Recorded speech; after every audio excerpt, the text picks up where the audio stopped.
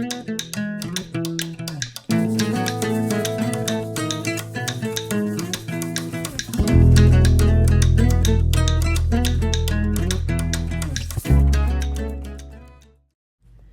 guys, Shelly here with the Gray Wren Nest.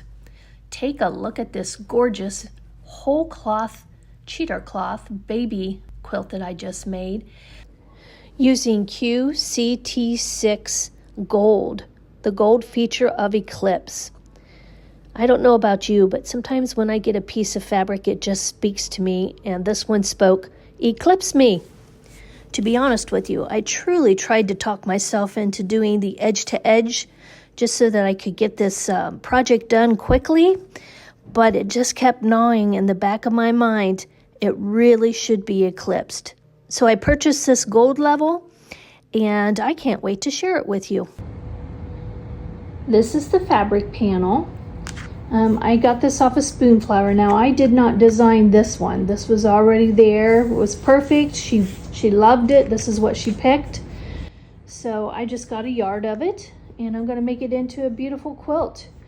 So I plan on doing something in the outer border here in the green area and using the eclipse around the teddy bear. Is that I'm going to use this beautiful back. I also got this one at Walmart. It's a plush throw, and it is a 50 by 60, so it's plenty long and wide. But isn't that going to just be a beautiful, nice, warm, minky backing on this blanket here? Oh, I can't wait to stitch this one out. It's going to be gorgeous. Since this video is not about how to load the long arm frame, I'm going to go ahead and keep this at a fast speed just to let you watch, but I'm really not going to go into a lot of detail here and slow it down and talk about it. But you might see something that interests you, and maybe you could ask me in the chat. So it's important to me that my bears are even. And it's a baby blanket, so really, I think of 36 wide by, I think it's 36 by 36. It's going to be a square blanket, plenty long for a baby, a newborn baby. And yes, I'm going to have to cut some of this off, and there's really not any teddy bears that I'm going to be able to use because they're only half teddy bears. I could probably come all the way out this direction and have it a little wider, but I'm really not that interested in having it wider than it is longer. So this is where I've decided to give it a cut. And I just lined up my rows here, making sure that you know, I'm even.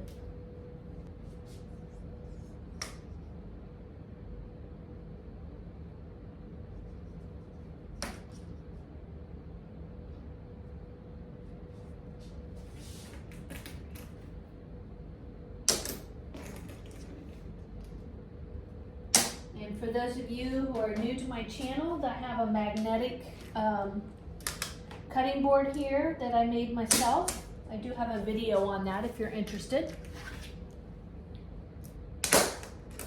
And this is a metal ruler, yardstick.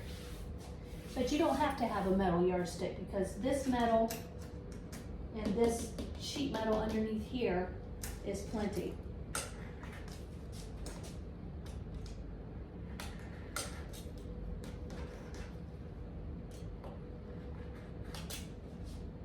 The beauty of using a magnetic cutting board is that I don't have to hold anything. It holds itself.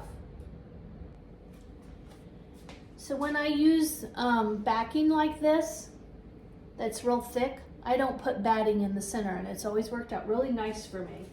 So I'm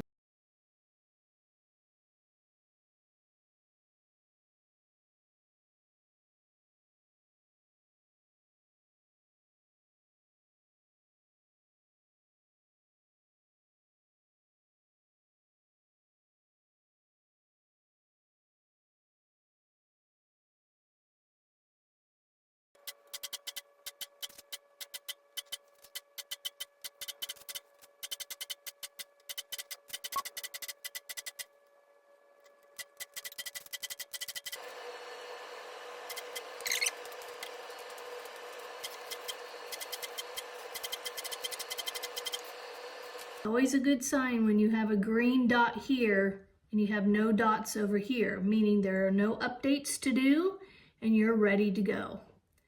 So since I already have my gold feature uploaded in here, it was a piece of cake. They send you an actual gold card in the mail, and then you just go over here to the help and you select the, let's see if I can find it for you.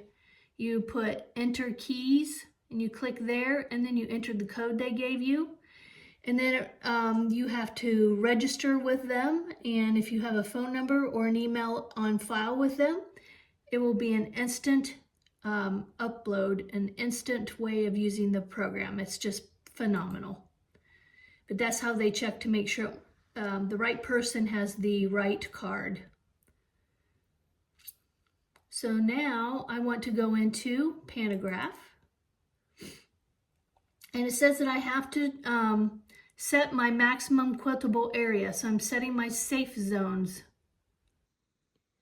I take my long arm and I take it all the way over to the left and up to the top as far as it'll go. And then up here, I press this node right here. Now it says to go to the bottom right. So now I'm down at the bottom right. I go over as far as I can. They typically recommend anywhere from 3 to 4 inches away from your quilt side. And then you press this one. And that brings me into the interface. So the easiest thing I've learned is to go from left to right down here. I have my Panto mode that I like to use. So I clicked on Power Panto. Then I'm going to make sure that I show my safe zone. And then over here, I know that my width of my quilt was 33. I thought it was a 36 by 36, but by the time I cut it, it was not, because I wanted my bears to be in the center. So it was a 33.75 for the width. I'm going to click OK. And my height was a 39, and I don't know how it was a 39 because I only got one yard, but they gave me 39, so I'm going to say okay. I need to pick my pattern. The select pattern button is on the lower left hand side of the screen. I like to use the stippling, and I have to make sure I'm in continuous lines so that it goes clear across. I'm going to press open. Now look at this. Wow, that's really close together, and it's only measuring 4.33, and I usually like around an 8. I don't know if I can get it to an 8 on here. 8 seems to be just right on my preference, so I'm going to make this, let's see if I can do an 8 and see what it looks like. Okay, I like that better, but look how close together it is. That's like sitting right on top of one another. And I'm going to go ahead and start pressing the vertical spacing here. And if you notice, it's starting to move my areas together. I think I like that one. Here's my spacing. So this is showing you what I can stitch out. I'm going to get one row and a partial second row. I think I like that. I don't have any areas here that it's showing that I don't like, so I'm just going to keep that. I could use all these other buttons, but I'm trying to keep this as simple as possible here, so that you can learn right along with me. So I am going to place in zones.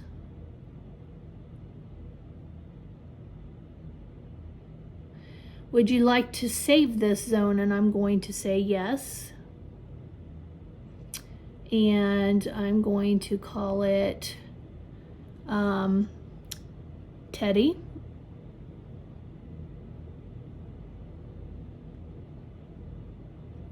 I'm going to press enter. And I'm going to say save. And it's going to go into the saved folder there. Now I'm in zone 1. What I want to do is go into Zone Manager and click yes. Next, I want to work on my zone preferences. I like to place with 4 points. That means that I have full control over placing my pattern, and I know that it'll give me points for the future for my next row. And I also want to have it stitch right from left to right, and then again back right to left. So if I clicked on that first button, both of my rows would go left to right, or all of my rows I should say. But this time I'm going to stitch left to right and right to left. And then these determinations here, the sewing directions, I can have it go 1 row and then stop and tie off, or I can have it go 2 rows and have it have a jump stitch in between. So it'll go from like the first row down to the second row with the jump stitch and then go back this direction.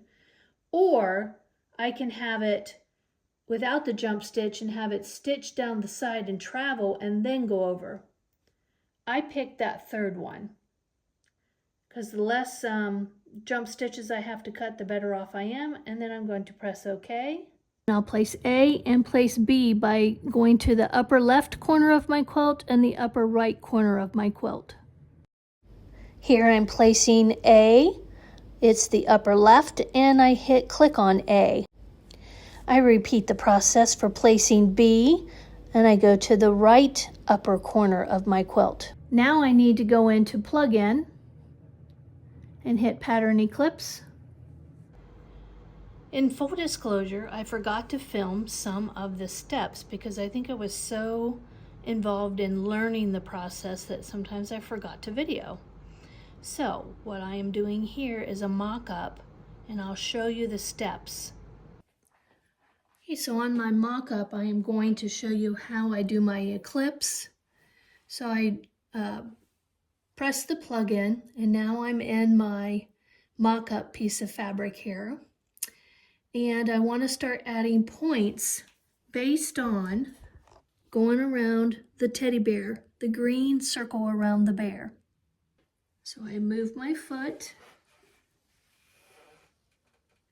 So I move my foot to the edge of this circle, and I'm just going to move my foot about 1/4 of an inch around this area here. And then you're going to watch me put the dots up on the screen. So every time I move my foot, I'm going to put another dot. I'm going to move my foot and put another dot. So my first dot is getting ready to be placed. And I'm just a little bit higher than the quilt top, so I'm going to take that off. I'm going to remove it.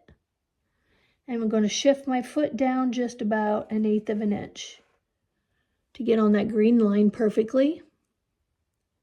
And right there I am. So I'm going to shift my foot 1/4 of an inch, add a dot. 1/4 of an inch, add another dot. You can hear my machine moving. I have full control of the machine.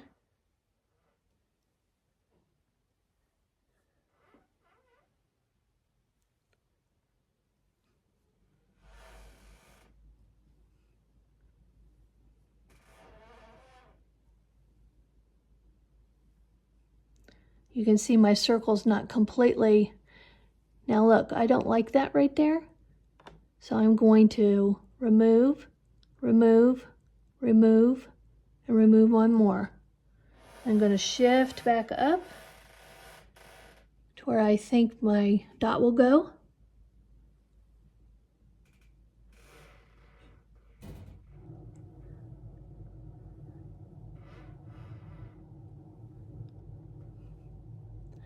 I always have a little jog there, but I think I'll be okay.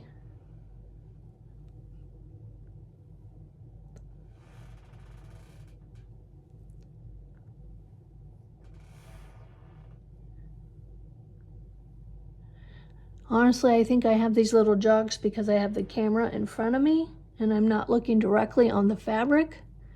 It would be a lot smoother if I had my clear vision down to the fabric of placing these dots, but this is just a demonstration so that you have an idea. Your goal is to make sure they're nice and smooth, and it can be done. I'll show you a final one that I did before I stitched it out without the camera in the way. So I have all of my pattern eclipses in there, and I want to make sure that I keep out of the inside.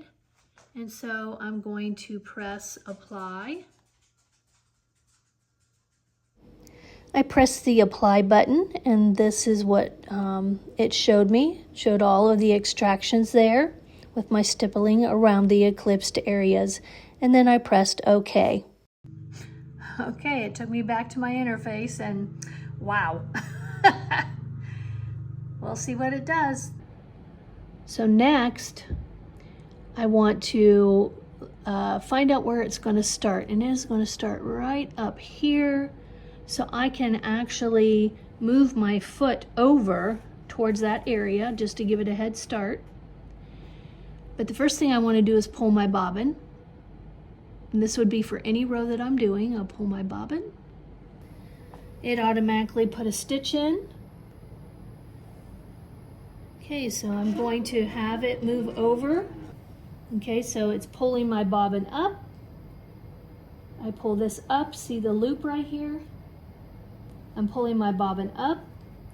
I'm going to hold the tails. And look what it's saying on my machine.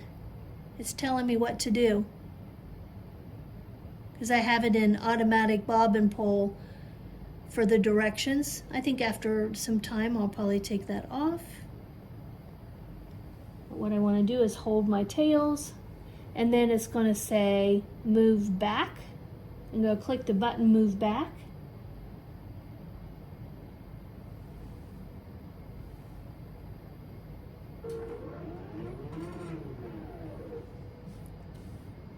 Okay, and now it's time to press sew.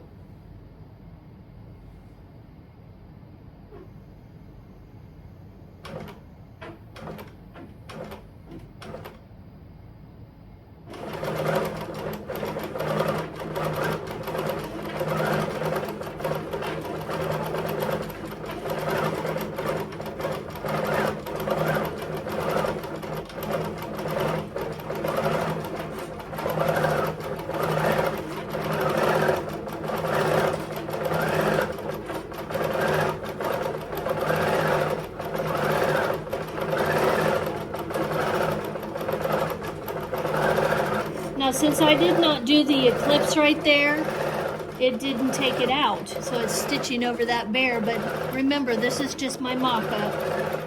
I did take it out on the original quilt.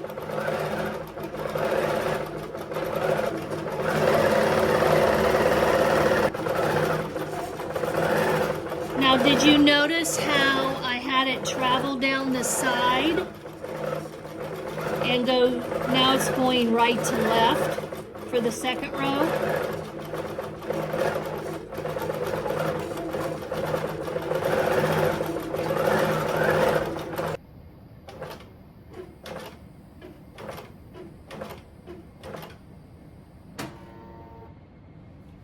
I'm at the end, and it's going to, when I say, you know what, I don't want to mark my zone yet. You want to know why? because I want to do a manual stitch around this right here. And if I had eclipsed this bare, I would do a manual one right here, and I would do a manual one right there, but for this video I did not do that. So here's what I will do. Functions, release machine. I now have control of my machine.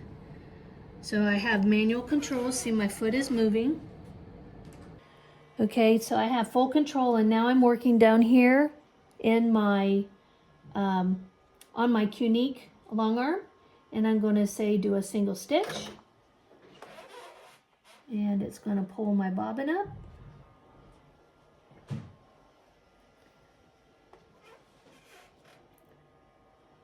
Okay, and then I want to go on to precise. Now my hand will probably be in the way. I'm going to move you to this side. So once again, I've got the camera in my way, but I think I can do this. I'm going to give it a try. It's on precise.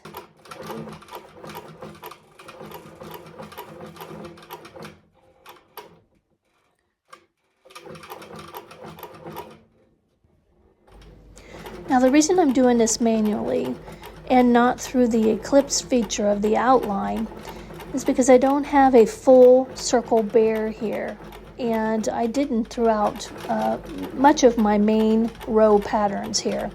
So I just decided to do each row manually so that I did not miss any bears or accidentally sew through a bear.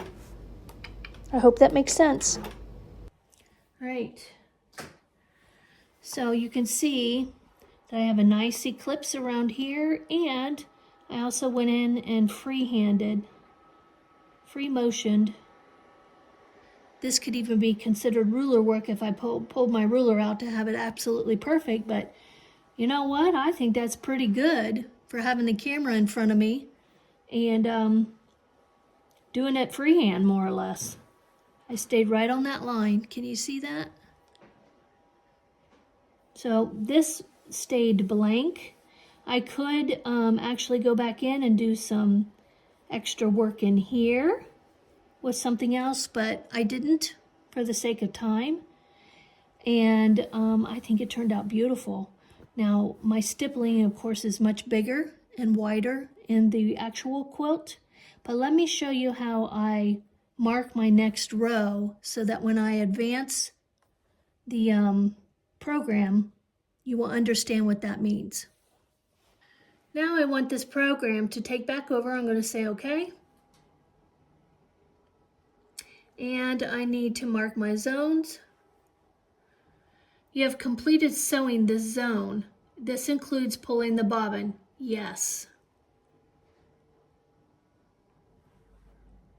All right, to get to the next zone or resume the machine, it'll travel over.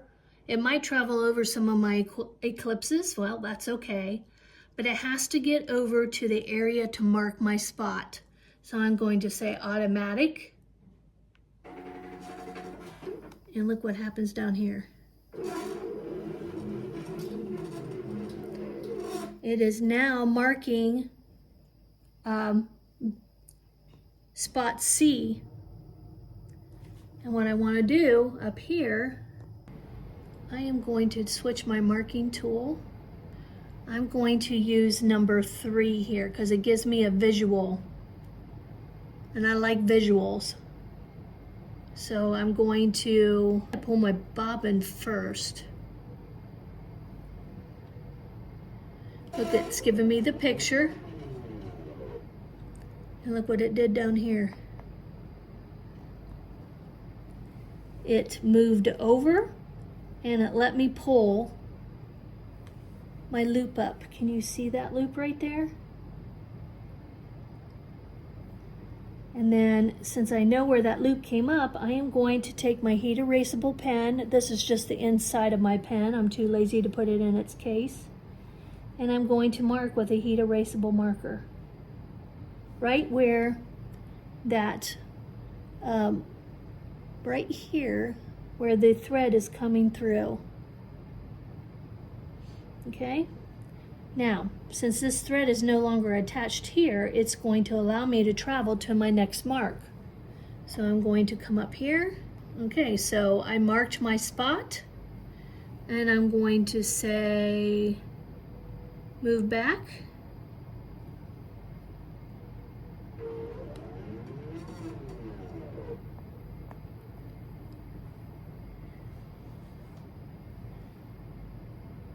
And then it moved back into place.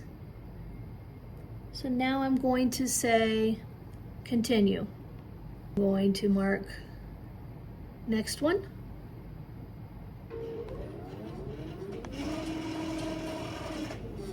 It moved over to the edge of my quilt at the bottom of that row, and I'm going to follow the same steps because now I have both C and D marked. C and D are marked. So when I roll my quilt up, this, of course, my markings are going to move up as well because my whole quilt's shifting. And then when I place my next row, I'll show you how I find my heat erasable pens. And I'll be honest with you, I've been practicing to make sure that I understand it this whole time. And I think it's turning out just beautiful. Look at that.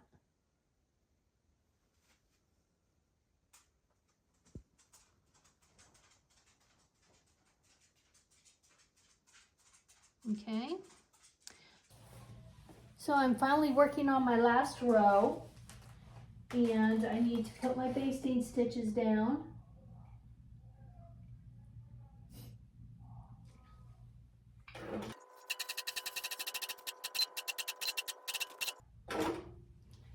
And I don't know if you can see right here. Right here, I put my tag.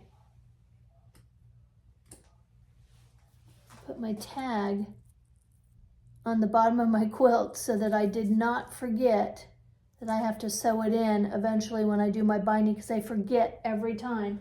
So I've started to put it on just the edge of my quilt here, so it's always with it, so I know that you know, that's a piece that I don't miss. So I just pin it there, out of the way.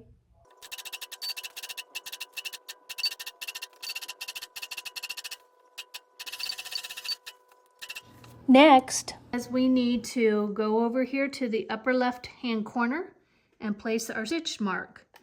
Well, I know since I've been doing this, I already have my stitch mark from the last row. If you are familiar with the edge to edge, this is where you find your placement marker. So right here is my placement marker. And I go right over top of it. I did that with a heat erasable pen. So I place my foot right over top of that and I press OK. So what I want to do is place B. So I just go across my quilt.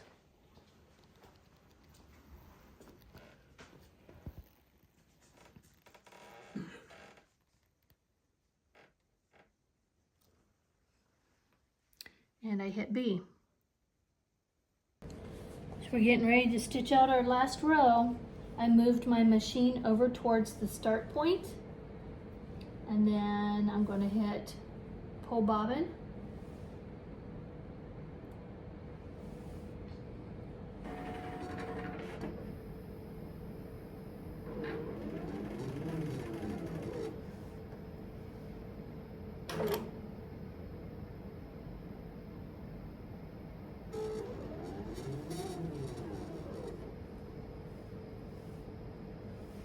Now move it back into position.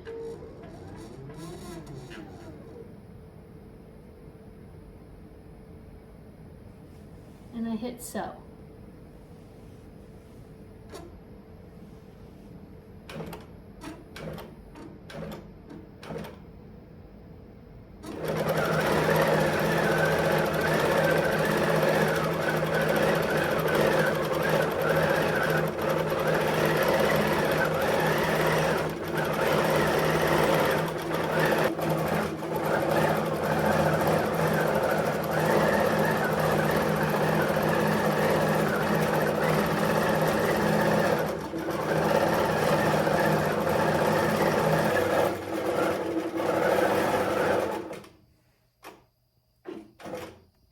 I just finished stitching my last row, and I can't wait to see what this looks like.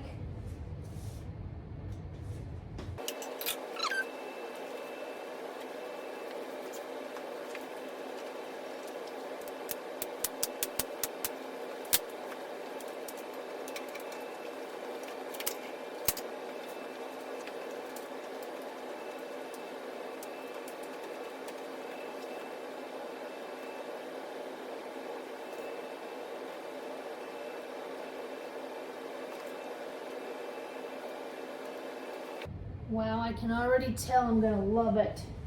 The drape of it's gorgeous and it's so soft and beautiful. Look at this. Oh. So what's my biggest takeaway? If you want to do work like this, you have to have time. Because I can honestly tell you, it has taken me a day and a half to do this, and it's just a baby quilt, because not only did I do the stippling, but then I went around each block here, and I could have really gone inside here too, but the baby shower is tomorrow. I think number one, the reason it took me so long is because I was trying to understand the program myself. You know, you're on a learning curve, it takes time. If I had to do it again, it might just take me a day versus a day and a half for a quilt this size. But I can honestly tell you, if it was edge to edge, I'd probably done it in a couple hours from start to finish, because that's how quick edge to edge is and how easy edge to edge is. So if you're looking for a fast, quick, professional look, edge to edge is your game. But if you want to take your time and make it special, can't go wrong with all these specialty designs that they have. Now, look at the drape of this. It's so soft. In the back, I got to cut all my threads. Look at the back. Oh, look how gorgeous. Isn't that pretty? So I have to cut all the threads. And another thing, edge to edge saves a lot of thread. But here on the specialty stuff, at least on this design, I wasted a lot of thread. Because even though I would clip the top threads, the bottom would still be attached, and then it would slide all the way across to the next level. So I don't know how to prevent that. If you have some tips and tricks you can share with me, not only when you clip your threads on top, that the bottom also comes undone. I haven't figured that out yet. So if you have, please share, because I don't know that one yet. Now on this one, I am going to actually do a self-binding. So it will come over like this and finish it off so that there's some minky on the front as well. So that's my next step. I'm not going to share the binding with you because I have it in other videos. Just look up some of my previous quilts and you will see the self-binding. I think one of the last self-binding ones I did was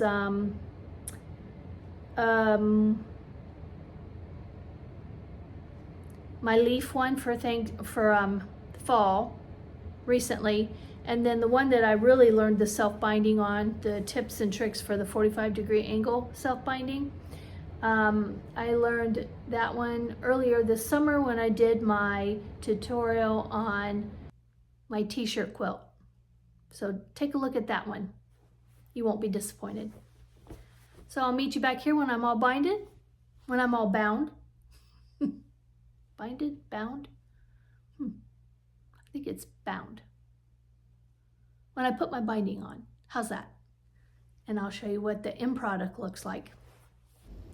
And here's a compilation of all of the pictures I took of the baby gift that I enjoyed making, and I know that she enjoyed receiving.